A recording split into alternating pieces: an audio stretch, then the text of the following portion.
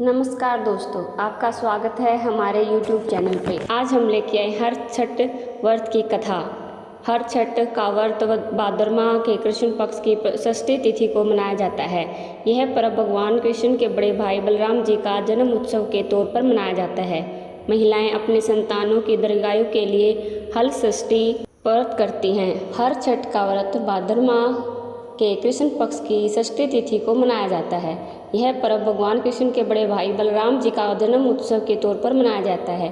महिलाएं अपनी संतानों की दीर्घायु के लिए हल षष्ठी व्रत रखती हैं। इस दिन व्रत संतान की लंबी उम्र के लिए रखा जाता है। इस व्रत में महिलाएं दीवार पर पारंपरिक रूप से गोबर का छठ माता का चित्र बनाती हैं। इस दिन भगवान श्री गणेश जी और माता गौरा की पूजा करती हैं। मान्यता के अनुसार इस व्रत में इस दिन दूध, घी, सूखे मेवे, लाल चावल आदि का सेवन किया जाता है।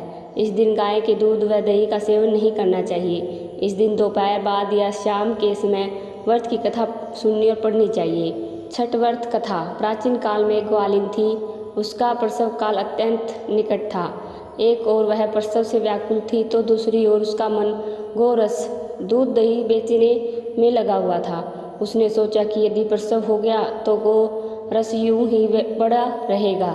यह सोचकर उसने दूध दही के घड़े सिर पर रखे और बेचने के लिए चल दी। किंतु कुछ दूर पहुंचने पर उसे असहनीय प्रसव पीड़ा हुई। वह एक जरबेरी की ओट में चली गई और वहां एक बच्चे को जन्म दिया। वह बच्चे को वहीं छोड़कर पास के गांव में दूध दही बेचने चली गई। संयोग से उस दिन हल षष्ठी थी। गाय भैंस के मिश्रित दूध को केवल भैंस का दूध बताकर उसने सीधे साधे गांव वालों को बेच दिया।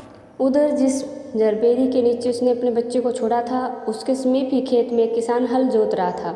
अचानक उसके बैल भड़क उठे और हल का फल शरीर में घुसने से वह बालक मर गया। इस घटना से किसान बहुत दुखी हुआ।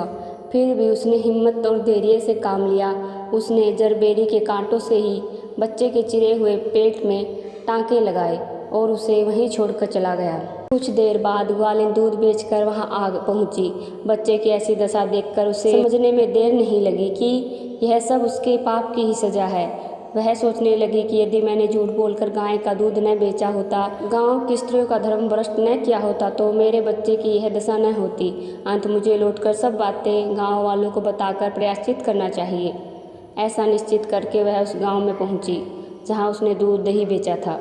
वह गली गली घूमकर अपनी करतूत और उसके फलस्वरूप मिले दंड का बखान करने लगी। तब स्त्रियों ने सधर्म रक्षार्थ और उस पर रहम खाकर उसे क्षमा कर दिया और आशीर्वाद दिया। बहुत सी स्त्रियों द्वारा आशीर्वाद लेकर जब वह पुनः जरबेरी के नीचे पहुंची तो यह देखकर आश्चर्यचकित रह गई कि वहां उसका पुत्र जीवित अवस्था में पड़ा है।